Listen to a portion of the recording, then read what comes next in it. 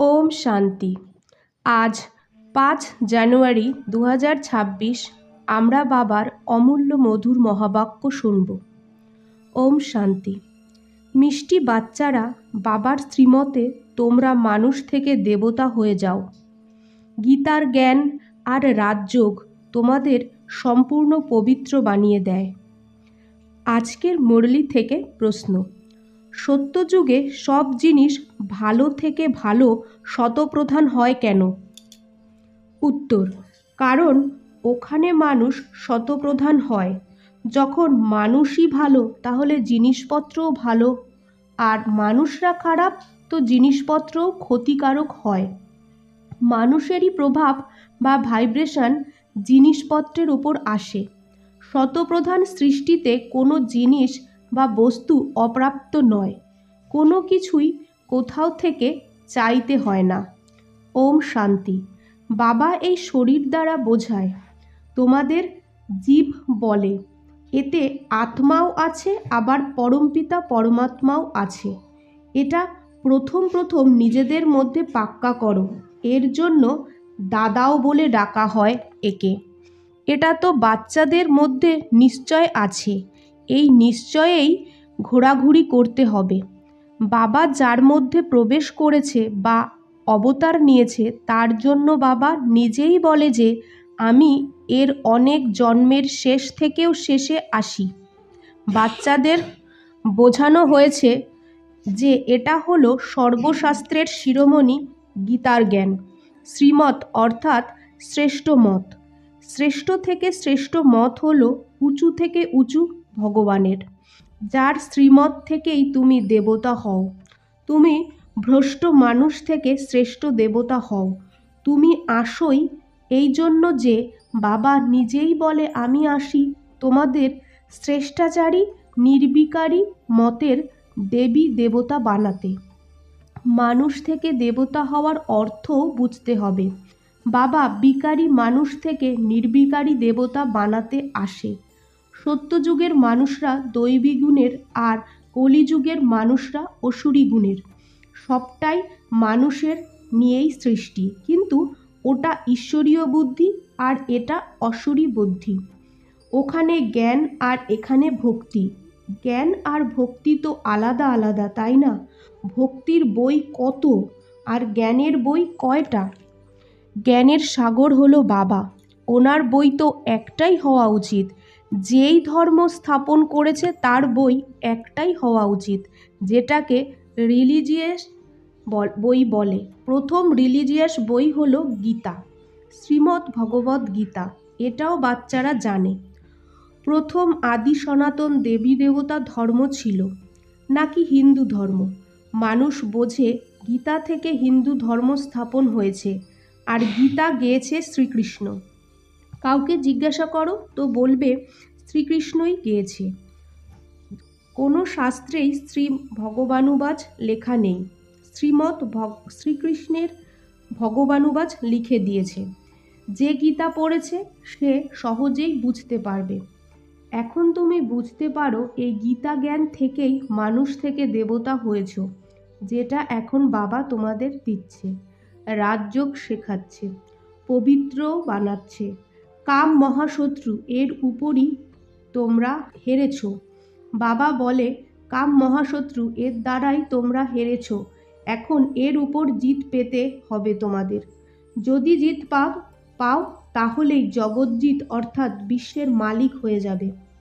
এটা তো খুব সোজা। বেহাদের বাবা বসে এই দাদার দ্বারা তোমাদের পড়ায়।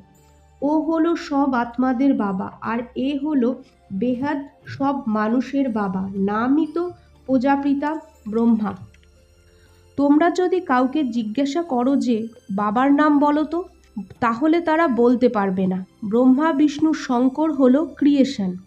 এদের কোনো তো বাবা হবে, তাই না? তোমরা দেখাও যে এই তিনজনার বাবা হলো নিরাকার শিব। ব্রহ্মা বিষ্ণু শঙ্করকে সূক্ষ্ম বতনের দেবতা দেখানো হয়, তার উপর আছে শিব। বাচ্চারা জানে শিব বাবার বাচ্চারা এই আত্মাদের তো শরীর থাকবেই, শরীর নেই শুধু নিরাকার পরমপিতা পরমাত্মার।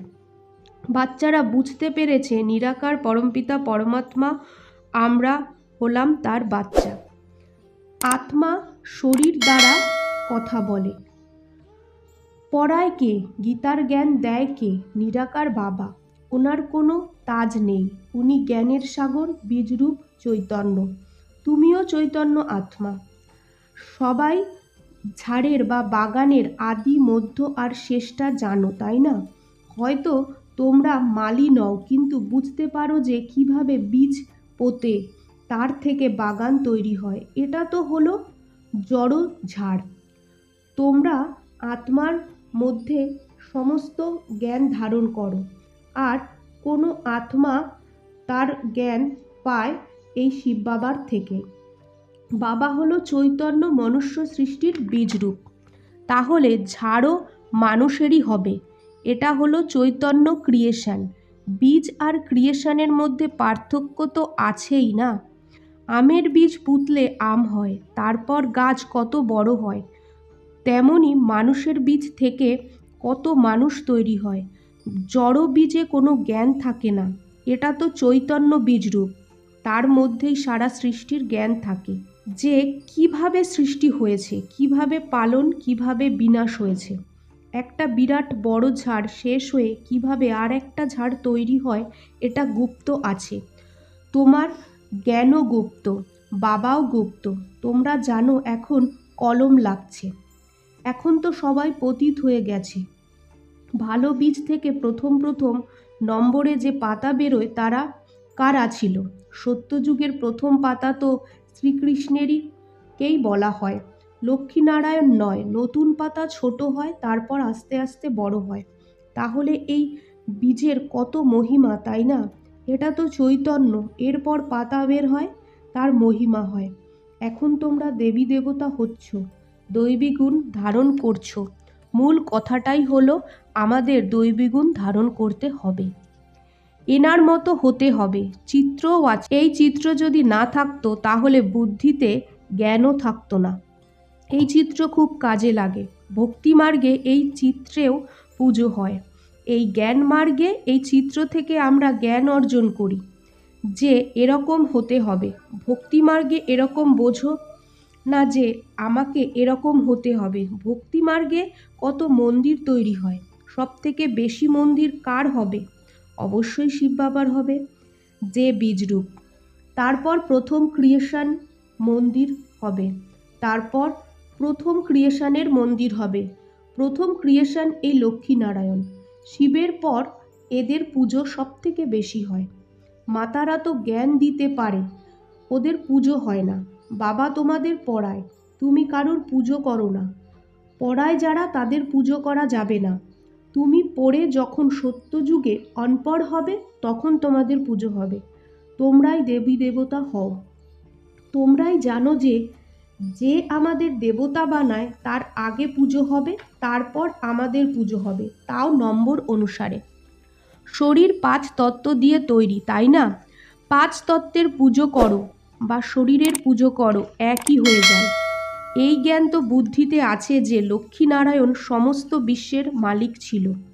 এই দেবী দেবতাদের রাজ্য নতুন সৃষ্টিতে ছিল, কিন্তু যে কখন ছিল সেটা কেউ জানে না। লক্ষ বছর বলে দেয়। এখন লক্ষ বছরের কথা তো কখনোই আমাদের বুদ্ধিতে থাকবে না।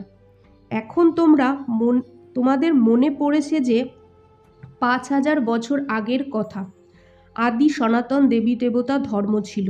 দেবী দেবতা ধর্মের লোকেরা তারপর অন্য ধর্মে কনভার্ট হয়ে গেছে।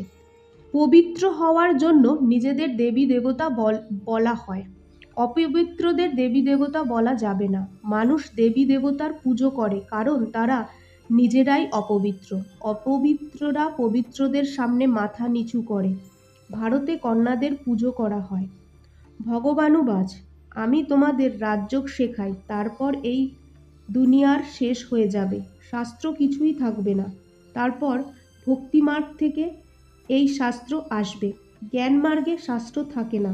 মানুষ ভাবে এই শাস্ত্র পরম্পরায় চলে আসে, কিন্তু জ্ঞান তো কিছুই নেই। একেই বলে অজ্ঞান অন্ধকার। এখন তুমি এই বেহাদের জ্ঞান পেয়েছো, যার দ্বারা তুমি আদি মধ্য অন্ত রাজ বা রহস্য বুঝতে পারছো। তোমাদের এই দেবী দেবতার ইতিহাস ভূগোল সব জানা আছে। এই পবিত্র দেবী দেবতারা পূজ্য ছিল, এখন পতিত হয়ে গেছে। সত্যযুগ হলো পবিত্র মার্গ আর কলিযুগ হলো অপবিত্র মার্গ। এগুলো সব ড্রামায় আছে। একে সন্ন্যাস ধর্ম বলে। ঘরের সন্ন্যাস করে জঙ্গলে চলে যায়, ওটা হলো হদের সন্ন্যাস। এতে তো এই পুরনো দুনিয়ারতেই তাদের থাকতে হয়। এখন তোমরা বোঝো যে আমরা সঙ্গম যুগেই আছি, তারপর নতুন দুনিয়ায় যাব। এখন অ্যাটমিক বম বানানো হচ্ছে। যে বানাচ্ছে তার আগে থেকেই বুদ্ধিতে এই বানানোর জ্ঞান আছে। যখন সময় আসে তখন তার মধ্যে এই জ্ঞান এসে যায়।